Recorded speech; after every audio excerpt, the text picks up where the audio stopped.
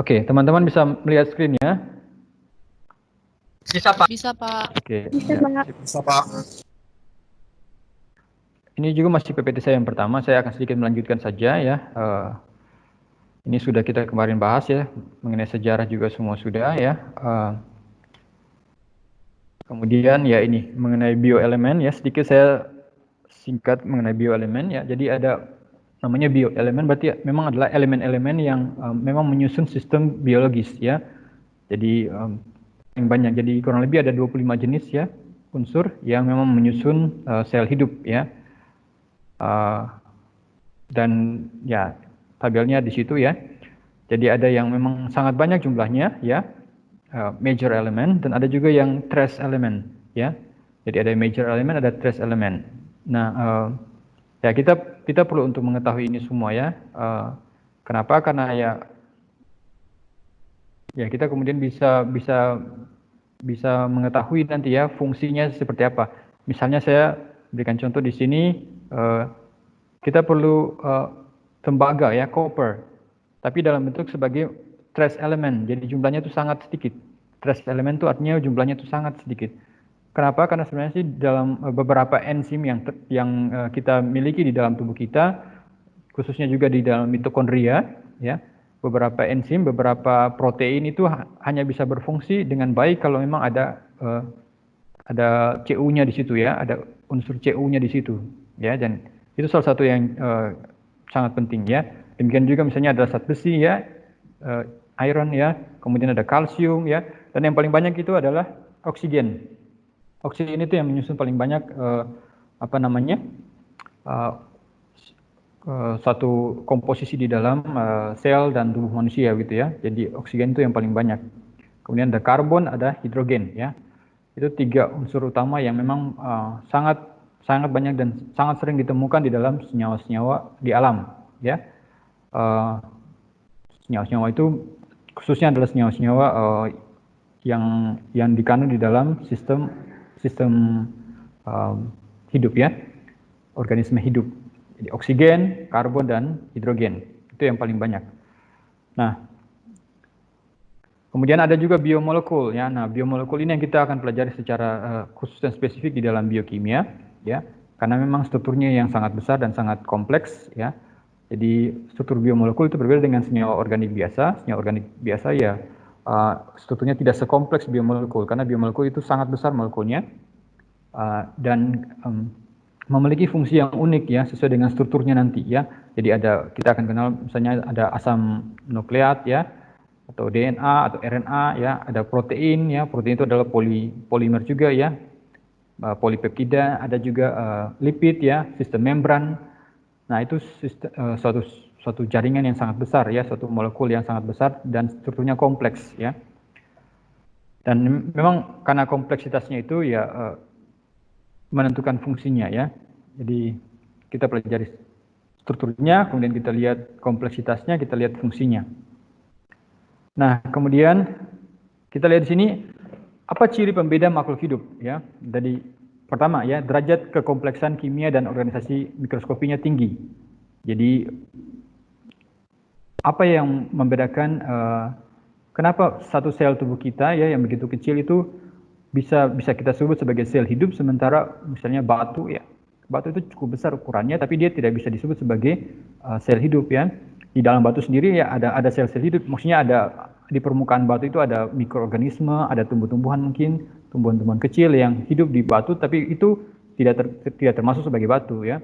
Batu sendiri adalah komposisi, jadi ada unsur-unsur yang non organik di situ ya. Tapi batu itu tidak punya derajat kompleksitas sebesar satu sel kita misalnya.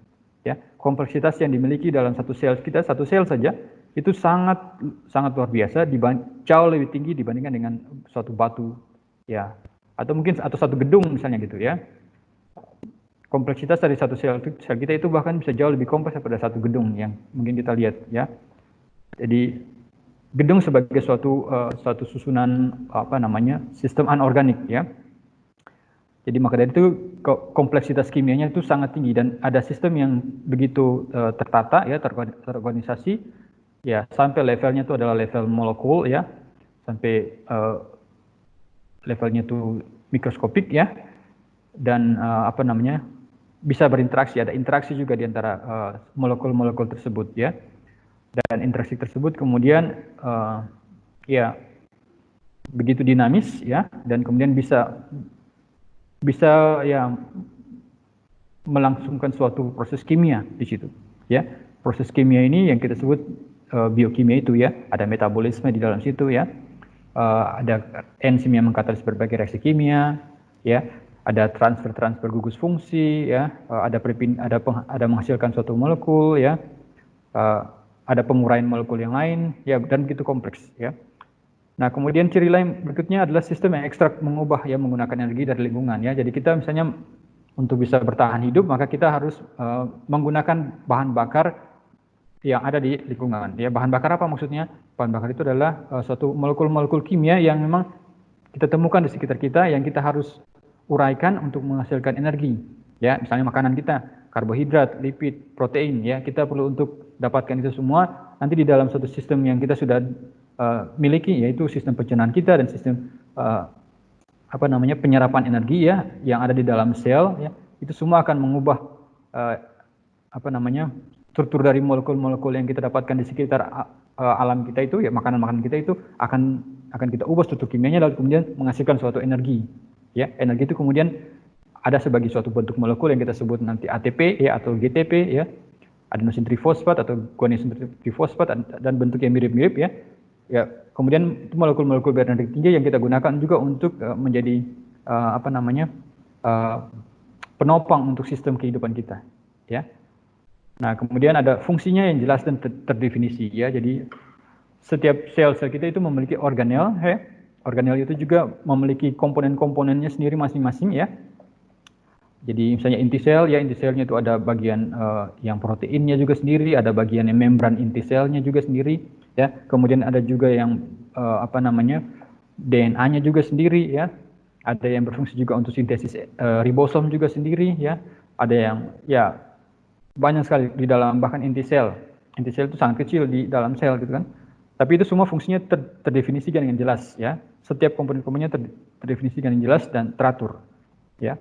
Dan ada interaksi di antara mereka ya.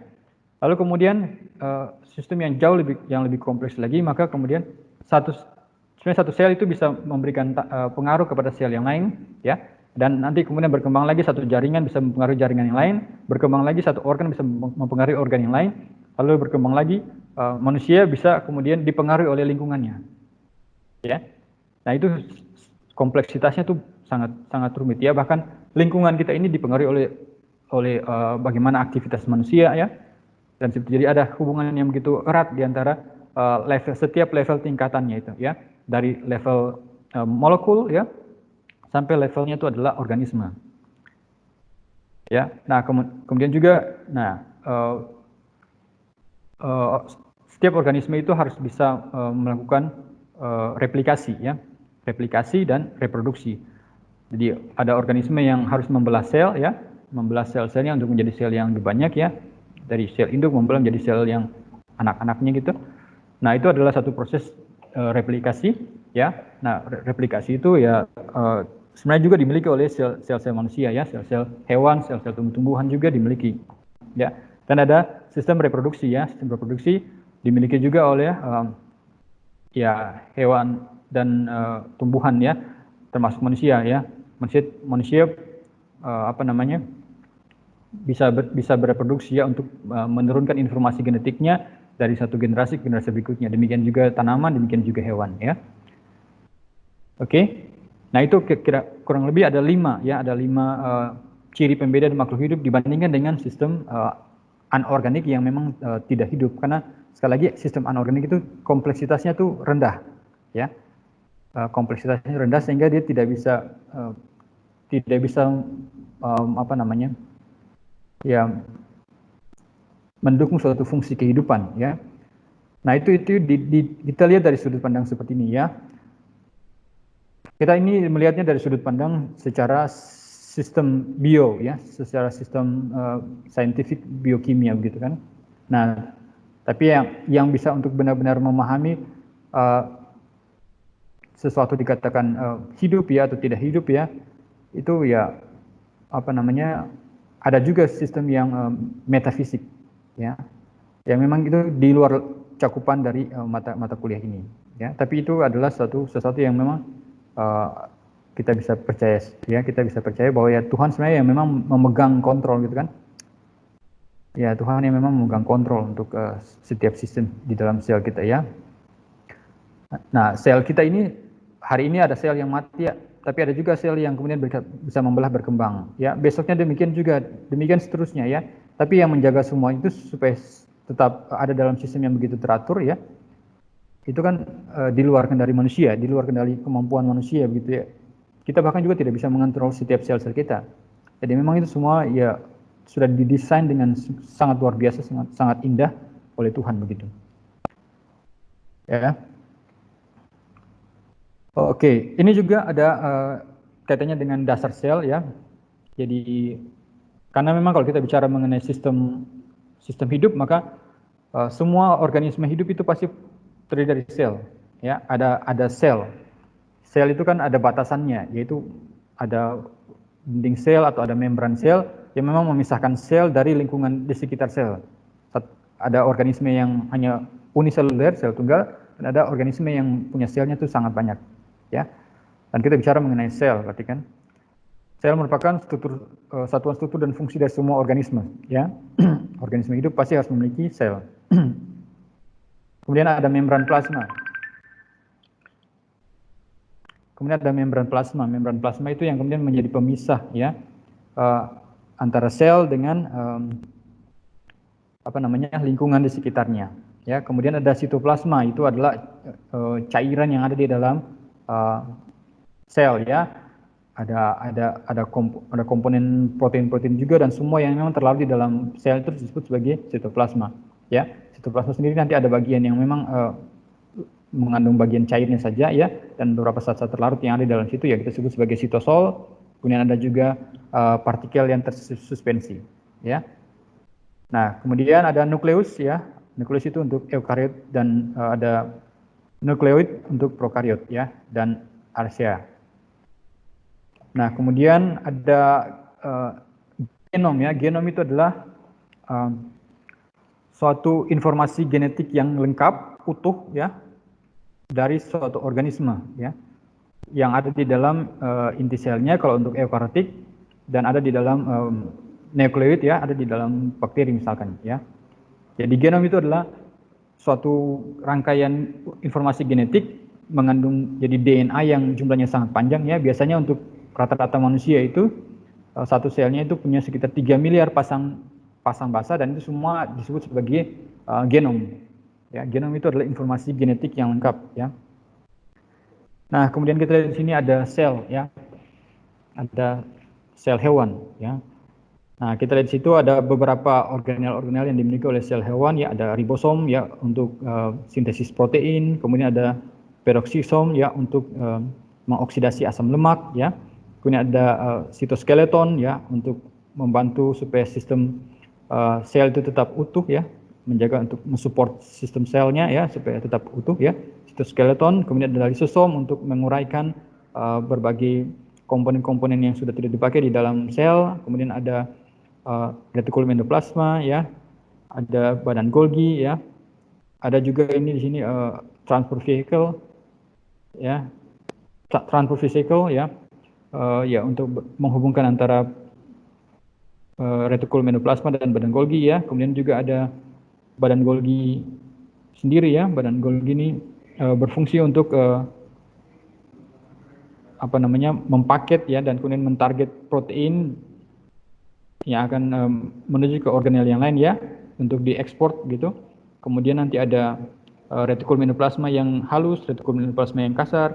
Retikulum endoplasma yang halus itu berfungsi untuk sintesis lemak, ya, dan juga untuk penguraian metabolisme, ya. Kemudian ada retikulum endoplasma yang kasar untuk sintesis protein, ya. Kemudian ada mitokondria untuk memproduksi ATP untuk energi. Kemudian ada membran plasma untuk memisahkan sel dari lingkungan, ya. Kemudian ada nukleus, ya, di mana nukleus itu adalah nukleolus, ya, adalah komponen di dalam inti sel, ya. Nukleolus itu berfungsi untuk sintesis ribosom ya. Kemudian ada juga ada apa namanya membran inti ya, membran inti sel sebagai pembatas ya. Kemudian ada juga kromatin ya, ada proteinnya di situ juga. Kromatin itu adalah benang-benang DNA halus ya, yang memang berisi informasi genetik di situ ya. Nah, itu adalah sel hewan. Kemudian ada sel tanaman ya. Ada sel tanaman, kita lihat di sini ada beberapa yang membedakan sel hewan dan sel tanaman. Ada vakuola di sini ya, vakuola itu menguraikan dan mensikluskan kembali ya, recycle beberapa makromolekul dan juga menyimpan beberapa metabolit ya. Metabolit itu adalah zat-zat kimia tertentu yang memang dibutuhkan. Kemudian ada dinding sel juga ya, itu terdiri suatu molekul yang kokoh dan sangat kuat ya. Itu biasanya kita sebut ada polisakarida ya, ada selulosa, ada hemiselulosa ya, ada pektin, ada beberapa molekul-molekul besar ya. Kemudian ada kloroplas ya, yang dimiliki oleh tumbuhan, itu di situ terjadi proses fotosintesis ya. Kemudian ada ada tilakoid juga ya, di situ juga ada proses fotosintesis dan ATP disintesis di situ ya. Kemudian ada apalagi yang berbeda ya, sisanya sama. Kemudian ada ini glioxysom ya. Glioxysom itu adalah satu bagian organel ya, di mana nanti terjadi penguraian lipid ya, lipid yang dimiliki oleh tanaman diuraikan sehingga nanti dihasilkan karbohidrat ya. Lipid diurai menjadi karbohidrat nanti. Itu ada terjadi proses kita sebut sebagai siklus glioksilat di situ ya. Ada siklus glioksilat di situ ya. Nah, kurang lebih itu perbedaan ya, beberapa. Satu tambahan, ini adalah plasmodesma, yaitu adalah suatu bagian yang menghubungkan satu sel dengan sel yang lain ya, di dalam sel tanaman. Nah, kemudian kita lihat di sini juga ya, saya lebih cepat lagi ya. Ada hierarki organisasi sel ya. Jadi ada levelnya tuh tingkat sel, kemudian kita bisa lihat sini ada kromatin ya, ada membran plasma, ada dinding sel.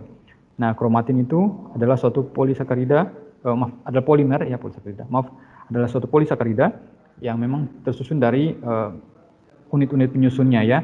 Nah, kromatin itu sendiri adalah DNA ya, satuan. Jadi ada kromatin itu disusun oleh dua bagian ya. Yang pertama adalah DNA, yang kedua adalah protein. Proteinnya adalah protein histon. Nah, DNA ini kemudian disusun ya. DNA sendiri adalah suatu rangkaian yang sangat panjang dan besar ya, dari kromatin ya, dan ada pengulangan yang begitu banyak ya. DNA disebut sebagai makromolekul, adalah polimer juga, biopolimer, seperti teman-teman mungkin sudah lihat video yang saya berikan ya. Biopolimer DNA disusun oleh disusun oleh nukleotida ya. Jadi nukleotida itu adalah monomer penyusun dari DNA. DNA itu sendiri termasuk dalam asam nukleat ya. Kemudian ada membran plasma ya. Membran plasma itu kan adalah pembatas ya antar sel dengan lingkungan di sekitarnya. Kemudian membran plasma itu juga ada bagian yang proteinnya ya, ada bagian yang asam aminonya.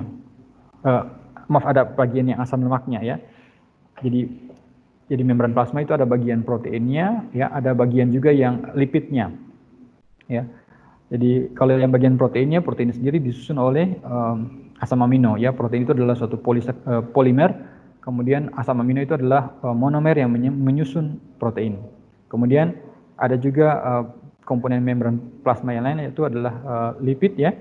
Biasanya itu adalah fosfolipid, yaitu adalah komponen yang memang menyusun membran plasma yang jumlahnya memang sangat banyak dan yang mempertahankan supaya membran plasmanya itu dia kokoh dan stabil. Kemudian ada juga dinding sel ya. Dinding sel seperti saya sebutkan tadi, ada komponennya itu adalah selulosa. Selulosa itu adalah suatu polisakarida, polimer juga, yang memang penyusunnya itu adalah monomer yang kita sebut sebagai glukosa ya. Nah, itu hierarkinya. Jadi ada level 1 dari unitnya adalah monomeric unit ya, sampai ke level organel ya. Sampai ke level sel dan organel-organelnya. Nah, oke.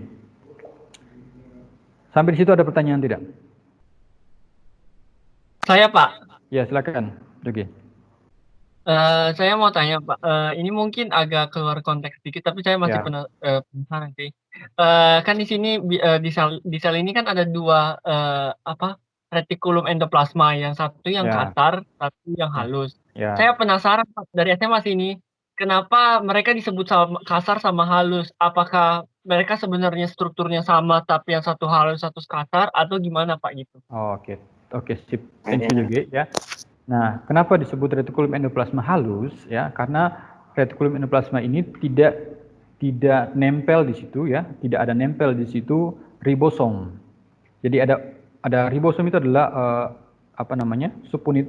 Jadi ada organel-organel yang sangat kecil ya, ribosom, yang itu nempel di permukaan retikulum endoplasma, itu yang kita akan sebut sebagai retikulum endoplasma kasar. Nah, di retikulum endoplasma kasar ini karena akibat nempel dari ribosom ini, ya, ribosom ini sendiri diproduksi di dalam inti sel ya, nukleolus ya. Nah, ribosom ini sendiri yang akan berfungsi sebagai molekul yang akan membantu sintesis protein. Makanya retikulum endoplasma yang kasar itu fungsinya lebih banyak adalah sebagai untuk sintesis protein. Sementara retikulum endoplasma yang halus, yang ya, smooth ya, tidak ada ribosomnya di situ, sehingga dia lebih berfungsi sebagai nanti adalah untuk sintesis asam lemak ya, untuk metabolisme asam lemak ya, untuk lipid. Demikian Joge ya. Bisa Oke Pak, dipahami ya. terima kasih. Oke, sip. Ada lagi pertanyaan? Saya Pak, Ya, silakan.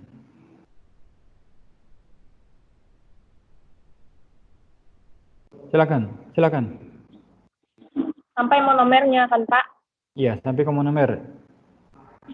Nah, tapi di sini Pak Siti ya, silakan Siti.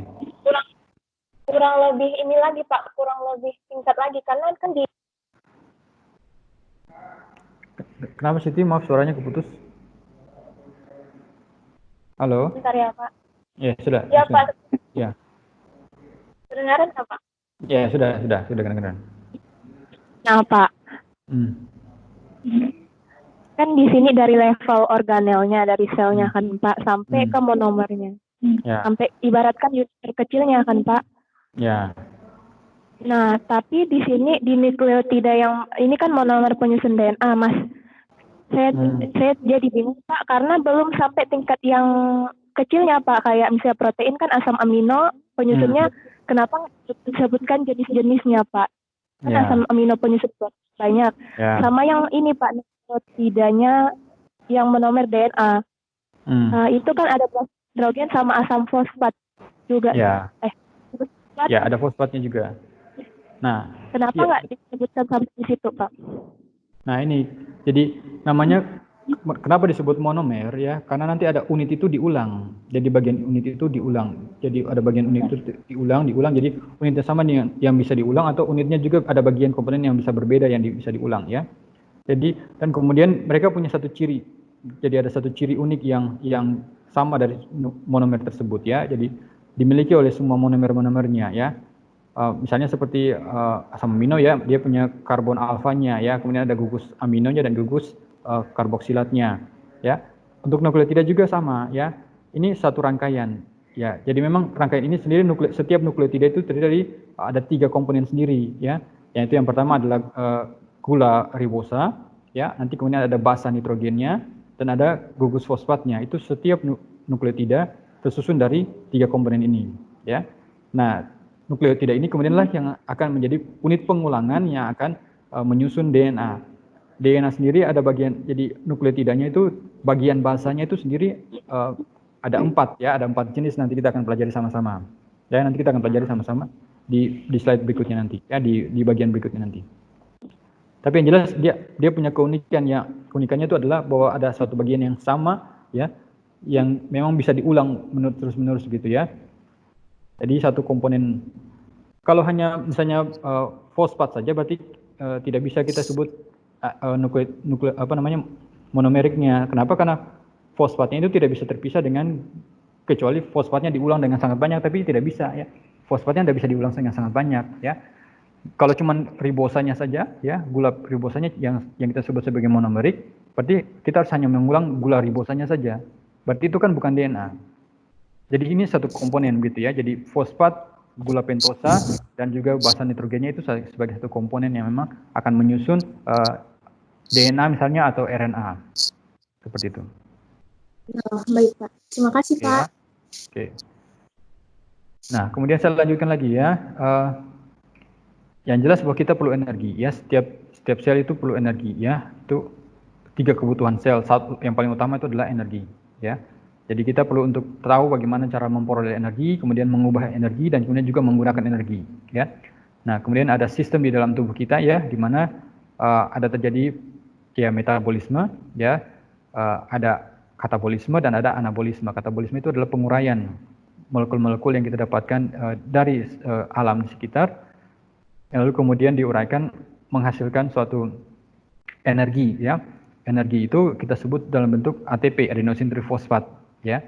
Dan kemudian setelah katabolik molekul-molekul yang kita dapatkan dari lingkungan itu mengalami katabolisme, penguraian, ada molekul-molekul samping yang akan didapatkan seperti CO2, NH3, H2O ya. Itu molekul-molekul samping ya. Dan kemudian nanti sebagian bisa kita gunakan kembali untuk menyusun komponen tertentu dari tubuh kita ya, dari sel-sel kita, atau bisa dikeluarkan kalau berlebih. Jadi ada beberapa yang memang masih bisa digunakan, ada yang beberapa dikeluarkan. Ya. Nah, itu caranya bagaimana sel kemudian bisa mendapatkan energi ya, memperolehnya dari lingkungannya, mengubahnya lalu menggunakannya untuk membangun sel atau untuk berbagai aktivitas katalitik di dalam sel ya. Nah, kemudian ya seperti saya sebutkan tadi ya, setelah mendapatkan energi ya, kita menguraikan berbagai komponen yang kita temukan di sekitar kita ya, makanan kita ya, ada misalnya nasi ya, ada lemak ya, ada protein, kita uraikan itu semua menjadi komponen yang lebih sederhana. Nah, lalu komponen lebih sederhananya ini apa? Yaitu yang kita sebut sebagai unit monomernya itu tadi ya. Jadi termasuk misalnya protein itu termasuk asam aminonya ya, atau karbohidrat itu termasuk sampai ke unit penyusunnya yaitu glukosa atau fruktosanya gitu ya. Nah, itu semua molekul-molekul ini ya kemudian nanti akan kita bisa gunakan lagi untuk menyusun sistem pembangun di dalam sel kita ya. Kita bisa mempolimerisasikannya kembali ya sesuai dengan keinginan kita di dalam sel-sel kita ya, untuk membangun sel kita. Misalnya saat sel kita ingin membelah ya, ada pembelahan sel, maka kan perlu itu berbagai bahan-bahan yang bisa untuk membangun membran sel ya, untuk bisa membuat DNA yang baru ya, untuk bisa membuat berbagai enzim-enzim yang lain ya. Itu semua kan perlu untuk perlu suplai molekul ya. Suplai molekulnya dapat dari mana? Dapatnya dari makanan ya, yang kita konsumsi seperti itu ya. Kemudian ada mekanisme kimia ya. Nah, mekanisme kimia itu untuk memperoleh energi ya, untuk mengendalikan reaksi kimia ya. Kemudian untuk mensintesis dan mendegradasi makromolekul, untuk mempertahankan keseimbangan yang dinamis ya. Kemudian untuk suasusun struktur yang kompleks ya. Suasusun artinya penyusunan kembali struktur yang kompleks ya, protein-protein kita disusun kembali ya. Kemudian ada mengganda secara akurat dan efisien, misalnya DNA kita ingin melakukan replikasi harus secara akurat dan secara efisien ya. Kemudian mempertahankan keaturan ya, proses biokimia dalam lingkungan yang berubah-ubah ya. Jadi sel kita berusaha untuk menggunakan energi dan semua komponen-komponen yang didapatkan dari lingkungan itu untuk apa? Untuk melakukan berbagai hal-hal ini ya, untuk memperoleh energi, mengendalikan reaksi kimia ya, mensintesis, mendegradasi, kemudian mempertahankan keseimbangan yang dinamis. Nah, keseimbangan yang dinamis ini maksudnya sistem dalam sel ya. Jadi sistem dalam sel itu keseimbangan yang sangat dinamis ya. Banyak reaksi kimia di dalam sel itu adalah reaksi kimia keseimbangan yang memang sangat dinamis ya, sangat bergerak ya, dan memang ya perlu untuk dipertahankan supaya dia tetap ada pada keteraturan yang tepat seperti itu ya. Nah, kemudian nah ini ya, bagaimana suatu reaksi kimia yang terjadi di dalam sel itu bisa berjalan dengan baik ya. Maka kita perlu yang kita sebut sebagai molekul berenergi tinggi ya, molekul berenergi tinggi. Nah, ini adalah suatu proses yang memang dilakukan oleh enzim, ya. Enzim melakukan proses ini di dalam sel-sel kita, ya. Jadi misalnya suatu reaksi glukosa tambah fosfat menjadi glukosa 6-fosfat, ya. Ini adalah reaksi pertama yang ada di dalam glikolisis. Glukosa tambah fosfat menjadi glukosa 6-fosfat itu adalah reaksi di mana delta G-nya positif. Artinya reaksinya tidak spontan, ya. Tapi untuk bisa melangsungkan proses ini sangat penting di dalam tubuh kita, ya. Proses ini sangat penting di dalam tubuh kita. Maka dari itu sel kemudian memiliki ATP, ya. ATP ini dapat digunakan, ya, oleh enzim heksokinase. Enzim heksokinase ini kemudian akan menghidrolisis ATP menjadi ADP dan fosfat anorganik, ya. ATP menjadi ADP dan fosfat anorganik di reaksi yang kedua, bisa teman-teman lihat di sini, ya. Nah, heksokinase ini menguraikan ATP. Saat ATP ini diuraikan menjadi ADP dan fosfat inorganik ini, maka ada energi yang dilepaskan, dan ini adalah suatu proses di mana delta G-nya sangat negatif nih. Delta G2-nya ini sangat negatif. Ya, ini proses yang sangat spontan, ya. Nah, energi yang dibutuhkan, energi yang dilepaskan saat penguraian ATP ini kemudian dapat digunakan oleh enzim tersebut untuk membantu supaya reaksi satu ini di mana glukosa ditambah dengan fosfat ini bisa berlangsung. Ini kan awalnya delta G-nya positif, ini delta G-nya negatifnya besar. Sehingga kemudian saat dua ini dikoplingkan, dipasangkan di dalam sistem sel oleh enzim heksokinase, maka kemudian kita akan dapatkan reaksi secara keseluruhan, glukosa tambah dengan ATP menjadi glukosa 6-fosfat dan ADP, maka kita akan dapatkan suatu reaksi yang mana delta G-nya negatif. Saat delta G-nya negatif, ya ini, maka ini reaksi yang mungkin, ya, reaksinya mungkin terjadi di dalam sel. Jadi ini adalah bagaimana enzim bekerja. Jadi ini disebut sebagai proses coupling energi, ya. Jadi dipasangkan ada suatu molekul yang delta G-nya positif, sementara satu reaksi yang delta G-nya positif, satu reaksi yang lain itu delta G-nya negatif cukup besar. Nah, dikoplingkan sehingga hasil akhirnya itu apa yang terjadi?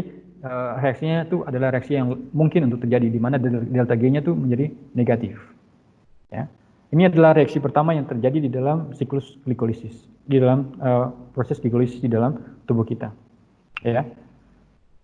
Nah, kalau kita lihat di sini bahwa reaksi kimia di dalam sel-sel kita, kalau tanpa enzim, ya, itu waktunya akan sangat lambat dan jumlah produk yang dihasilkan itu sangat sedikit, ya. Misalnya A mau menjadi B, itu kita perlu waktu yang sangat lama, ya. Waktunya itu sangat lama dan jumlah produknya sedikit, ya. Tapi kalau kita menggunakan enzim, maka enzim itu bisa mempercepat reaksi tersebut, ya. Dalam waktu yang lebih singkat, kita bisa mendapatkan produk B itu yang jauh lebih banyak. Itu adalah fungsi dari enzim. Ya, enzim mempercepat reaksi kimia. Sudah pernah kita pelajari ini juga, ya. Nah, enzim ini kemudian akan membuat ini, ya, ada sistem enzim, ini enzimnya, ya. Kemudian ada molekul, ya, ada molekul yang kita sebut sebagai substrat, ya. Nah, molekul substrat ini kemudian dapat diarahkan pada orientasi yang tepat, ya, di mana nanti ada reaksi kimia yang bisa terjadi dengan lebih cepat, ya. Kalau secara termodinamika kita bisa melihat bahwa energi aktivasinya itu diturunkan, ya, delta G-nya itu diturunkan, delta G untuk proses katalitiknya diturunkan, karena memang molekulnya diarahkan pada orientasi yang tepat, ya, posisinya tepat, ya, sehingga kemudian sedikit pergerakan dari enzim akan menyebabkan molekulnya bisa bereaksi, ya, atau molekulnya bisa terurai, ya. Molekul ini dalam hal ini adalah substrat, bisa kemudian menjadi produk, ya. Itu yang terjadi. Nah, kemudian ini adalah beberapa gugus-gugus fungsi yang teman-teman bisa temukan, ya. Banyak sekali ditemukan di dalam molekul-molekul biokimia, ya.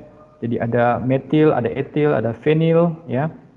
Teman-teman jadi minta untuk dibuat lebih familiar dengan molekul, dengan gugus-gugus fungsi ini, ya. Ada karbonil, ada karboksilat, ya. Ada hidroksil, ada enol, ya. Enol itu artinya N alkena dan alkoholnya, ya. Kemudian ada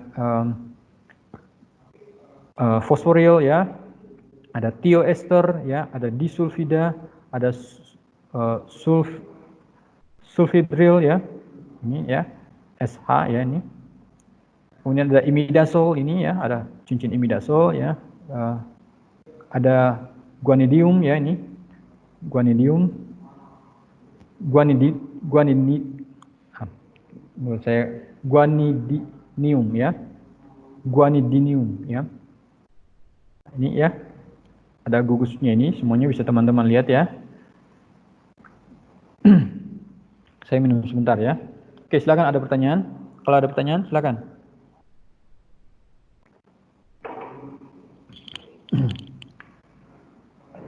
Ya, ada asetil ya, ada gugus asetilnya ya, gugus esternya. Ini semua ya gugus fungsi dalam molekul-molekul yang dimiliki dalam molekul biokimia. Kemudian ini contohnya ya. Kita lihat di sini ya. Kita punya suatu asetil koenzim A. Ini molekul asetil koenzim A. Di dalam molekul asetil koenzim A sendiri kita sudah akan menemukan banyak sekali gugus-gugus fungsi di sini. Ya. Ada gugus fungsi tioester ya, ada gugus fungsi amida ya. Ada gugus fungsi hidroksil, ada gugus fungsi fosfoanhidrid ya. Fosfoanhidrid ya, ada gugus fungsi fosforil ya, ada gugus fungsi imidazol, ada gugus fungsi amino. Ya, ini di dalam satu molekul saja ya asetil koenzim A kita akan bisa menemukan sejumlah gugus fungsi ya. Yang cukup banyak di sini ya. Nah, oke. Nah, kemudian ada apa namanya? Ada yang kita sebut sebagai isomer ya. Isomer ini adalah isomer geometri ya. Asam maleat ya. Itu adalah isomer geometrinya itu adalah cis, sementara asam fumarat itu isomer geometrinya itu adalah trans ya. Jadi ini maleat dan fumarik itu adalah molekul yang sama tapi berbeda di konfigurasi isomernya ya, isomer geometrinya. Kalau asam maleat itu adalah cis, sementara asam fumarat itu bentuknya trans. Ya. Nah, kemudian juga ada isomer yang kita sebut sebagai isomer optik ya. Nanti ada kita sebut molekul kiral ya, di mana molekul tersebut bisa mengikat 4 buah gugus lain yang berbeda semuanya. Ya, itu disebut sebagai molekul kiral. Jadi satu karbon misalnya ya, itu mengikat 4 buah gugus. 4 buah gugus, yaitu sini kalau kita lihat ada A, ada Y, ada X, ada B, itu semua berbeda. Tidak boleh ada yang sama. Nah, itu kita akan sebut sebagai molekul kiral, ya. Nah, molekul kiral itu tidak bisa ditumpang tindihkan satu sama lain. Jadi karena mereka molekul yang berbeda, ya. Tangan kiri dan tangan kanan ini mereka adalah cermin satu sama lain, ya. Jadi, tapi mereka tidak bisa ditumpang tindihkan, tidak akan sama, ya. Tidak bisa disuperimposkan, ya, karena memang mereka dua molekul yang berbeda. Nah, ini contoh lain juga ya. Ini kita lihat di sini ada isomer ya, isomer optiknya ada R karbon dan ada S karbon ya. R karbon dan S karbon ini sangat unik ya, karena memang baunya berbeda banget ya. Caraway itu adalah jintan ya. Ya, spearmint itu ya mirip seperti mint gitu ya. Aromanya mirip seperti mint. Jadi dua molekul yang sama ya, sama hampir semuanya, hanya berbeda pada karbon kiralnya itu. Satunya tuh orientasinya itu adalah rectus ya, satunya orientasinya itu adalah sinister, R dan S ya. Nah, kemudian akan bisa memberikan aroma yang berbeda banget ya, aromanya berbeda banget. Nah, ini ya, ada contoh lagi ya. Nah, R dan S itu ya, ini sudah pernah teman-teman pelajari di kimia organik ya, kaitannya dengan konfigurasi absolut ya. Jadi kalau R itu adalah searah jarum jam, kalau S itu adalah berlawanan jarum jam ya. R dan S ya, jadi putaran optik bidang cahayanya ya.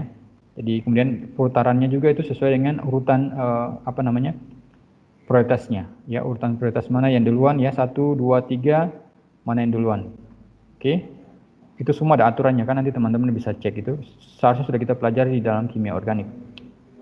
Nah, kemudian juga ada namanya enantiomer ya. Enantiomer itu adalah molekul-molekul yang memang secara memiliki karbon kiral dan mereka adalah bayangan cermin satu sama lain ya. Misalnya adalah ini yang gambar pertama sama gambar yang kedua di sebelah kiri itu ya. Kursor saya kelihatan nggak ya di layar? Teman-teman? Kelihatan, Pak. Kelihatan, Pak. Kelihatan ya. Oke, jadi ini ya. Oke. Jadi enantiomer mereka berdua ya, mereka adalah mirror image satu sama lain. Jadi lihat nih, mereka adalah bayangan cermin. Kalau ada cermin di tengah di sini, maka mereka berdua itu kembar. Ya, maka kita sebut molekul yang kembar tersebut sebagai enantiomer. Demikian juga yang ini ya, mereka adalah enantiomer. Ya. Nah, tapi ada namanya diastereoisomer ya, atau diastereomer ya. Nah, diastereomer ini mereka sama-sama juga ya, molekul sama ya, molekul yang sama juga, tetapi kali ini mereka bukan bayangan cermin satu sama lain. Ya, misalnya adalah yang pertama sama yang ketiga di sini ya. Ini pertama dan ketiga, mereka itu bukan bayangan cermin satu sama lain. Maka disebut sebagai diastereomer ya, diastereomer. Itu non mirror image ya. Diastereomer atau diastereoisomers sama saja ya. Nah, ini ya. Demikian juga yang ini ya, yang kedua sama yang keempat ya, itu juga adalah diastereoisomer ya, atau diastereomer.